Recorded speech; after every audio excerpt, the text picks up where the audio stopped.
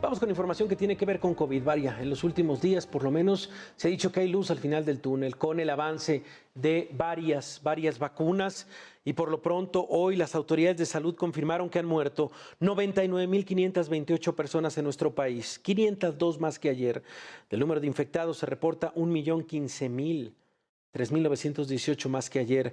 Ante esto, la Secretaría de Relaciones Exteriores informó horas antes que las restricciones de viaje mantenidas desde marzo con Estados Unidos se extenderán por un mes más, hasta el 21 de diciembre.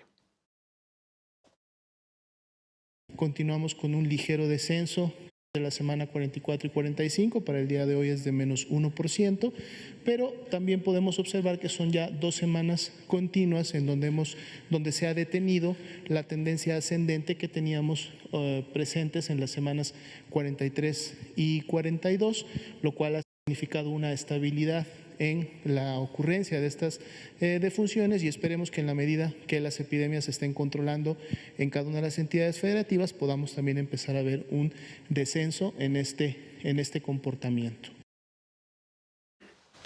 Bueno, pero ¿cuál es el planteamiento que tenemos que esperar por parte de las autoridades de salud en este momento, a mediados de noviembre? ¿Cómo se han comportado en los últimos meses? ¿Cuál ha sido la reacción?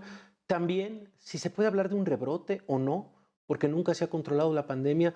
Le agradezco de verdad esta noche que me acompañe la doctora Lori-Ann Jiménez Faibi. Ella es jefa de Laboratorio de Genética Molecular en la Universidad Nacional Autónoma de México y doctora en Ciencias Médicas con especialización en microbiología. Doctora, buenas noches, gracias por acompañarnos. ¿Qué tal, Javier? Muy buenas noches. Gracias a ti por la invitación. Gracias, doctora. De verdad, bueno, pues nos interesa eso. Cada mes ha tenido sus retos. Cada mes distintos especialistas han dicho es importante señalar las pruebas, es importante decirle a la población que hay una restricción para quedarse en casa.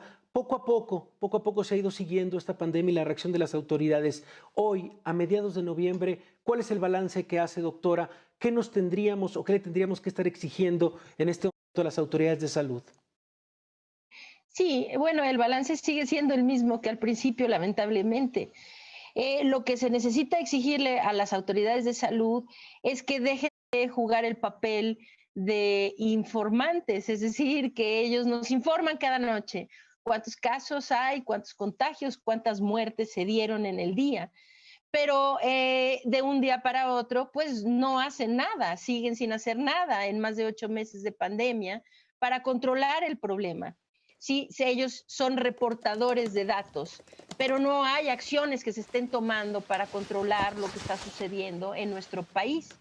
Entonces, esto, por ejemplo, escucho al doctor Alomía, lo escucho todas las noches, decir esto mismo, ¿no? Veamos qué va a pasar la siguiente semana. Veamos si la semana siguiente, dijo ahorita en el clip que acabas de pasar, ¿no? Veamos que las epidemias, qué pasa, a ver si la semana próxima las epidemias en las diferentes entidades se estarán controlando. Bueno, tal vez deberíamos de informarle al doctor Alomía que mientras la Secretaría de Salud no tome acciones para controlar las epidemias en las entidades federales, digo, en las entidades de nuestro país, pues no va a haber control. El control no viene solo.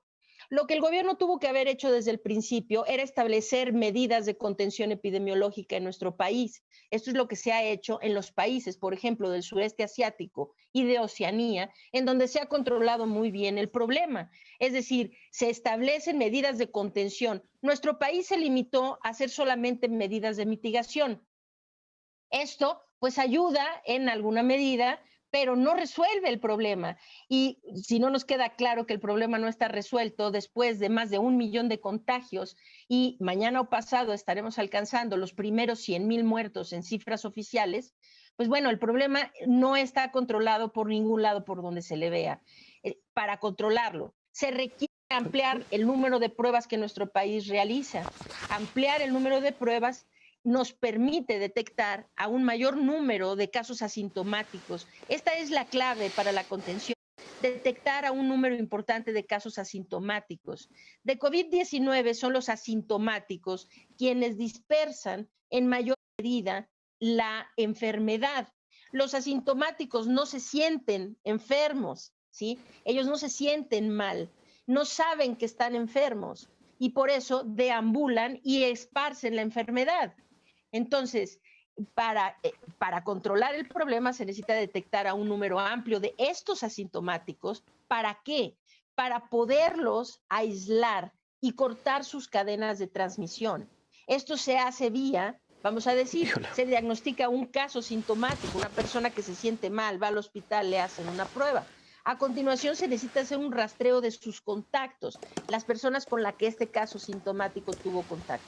En ese rastreo se detectan casos asintomáticos y se les puede a todos aislar para cortar las cadenas de transmisión. A esto se le llama contención epidemiológica de las enfermedades infecciosas. Entonces, esto es lo que nuestro país no ha hecho. Esto de los confinamientos no son una solución y los confinamientos impactan mucho sobre aspectos sociales, aspectos psicológicos de las personas y desde luego impactan enormemente sobre la economía de un país. Entonces los confinamientos no son la solución. Vamos a estar con este problema hasta que no tengamos una vacuna o un tratamiento efectivo contra COVID-19. Esto podría llevar todavía un año o más y en el proceso necesitamos encontrar formas de disminuir la pérdida de vidas. Es decir, de salvar vidas, de evitar las muertes. ¿Cómo lo hacemos? Pues se hace conteniendo los contagios en la comunidad, es decir, controlando la dispersión del virus en la comunidad. Cada persona que se contagia es un potencial enfermo. Cada enfermo es un potencial hospitalizado y cada hospitalizado es un potencial fallecido. Vaya contundencia, doctora. A ver, se ha hablado y usted abre en este momento la ventana de las vacunas. Y en las últimas 2 semanas hemos tenido la información tanto de Pfizer como de Moderna, una efectividad entre el 90, bueno, se había dicho del 90, ahora lo suben hasta el 94-95% de ambas vacunas. Sin embargo, el panorama en México no es claro aún. No sabemos si hay un plan de vacunación, cuál es el plan de vacunación a seguir para diciembre, para el primer trimestre de 2021. ¿Tendríamos que estar trabajando ya también en eso desde el sector salud, doctora? Sí, desde luego, se tendría que estar trabajando.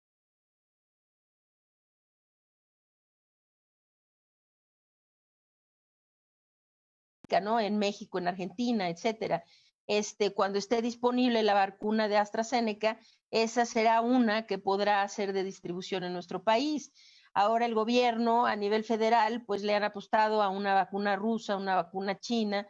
La vacuna rusa pues tiene muchos bemoles, ¿verdad? Es una vacuna que se autorizó su uso anticipadamente, es decir, que esta vacuna ni siquiera ha concluido su fase experimental y ya supuestamente tiene aprobación. Hay que tener mucho cuidado con eso.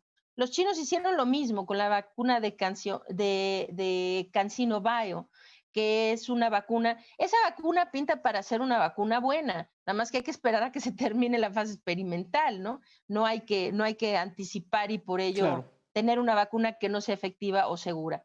Ahora, ¿qué es lo que pasa? Las vacunas, por ejemplo, la de Pfizer pues tiene hoy dijeron, arriba del 95% de efectividad, está muy bien, pero es una vacuna que tiene muchas complicaciones logísticas. La vacuna de Pfizer difícilmente va a estar disponible en nuestro país porque requiere de una red es decir,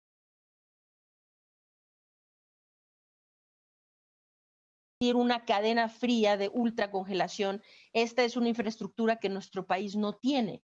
Esto quiere decir que difícilmente será una vacuna que llegará aquí. La de Moderna es más fácil. Tiene ahí se requiere una cadena fría de congelación a menos 20 grados. Esto sí es factible.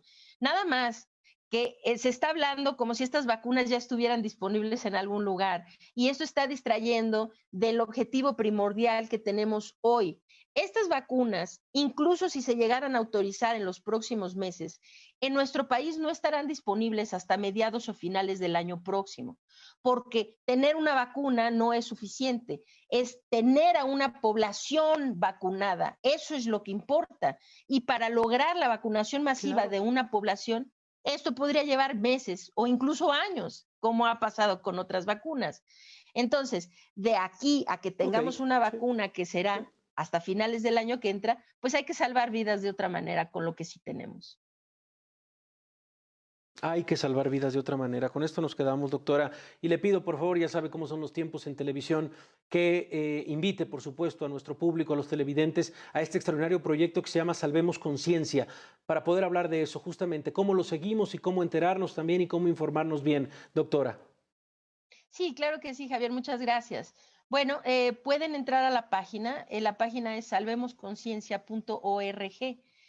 Salvemos Conciencia es una iniciativa altruista que está formada por un grupo, incluyéndome a mí, que tengo el privilegio de fungir como coordinadora general del proyecto, pero somos un grupo de médicos y científicos independientes, no tenemos afiliación política ni religiosa, somos un grupo altruista que iniciamos este proyecto simplemente por la preocupación y la responsabilidad que sentimos tanto personal como profesional, para contribuir a disminuir la pérdida de vidas en nuestro país causada por COVID-19. Estamos ya dando información, asistencia al público, una serie de cosas. Vamos a lanzar una plataforma de atención médica temprana para pacientes a distancia, ¿sí? Esto se va a hacer por videoconferencias en la propia plataforma, de forma gratuita, desde luego, para la población mexicana. Llevamos meses trabajando sobre esto. El 15 de diciembre estará disponible la plataforma de atención médica. Bueno, pues desde aquí ya lo comprometemos, doctora, a que en las próximas semanas, conforme se vaya acercando esta fecha del 15 de diciembre, pues lo repitamos otra vez para que los televidentes estén al pendiente de este gran proyecto Salvemos Conciencia. Gracias, doctora, por acompañarnos esta noche. Gracias también por su claridad. Muchas gracias. Al contrario, un placer estar en el programa. Buenas noches. Nosotros vamos a una pausa y regresamos. Muchísimos comentarios a través de redes sociales. Ahorita, por supuesto, lo respondo. Vamos a una pausa y regresamos.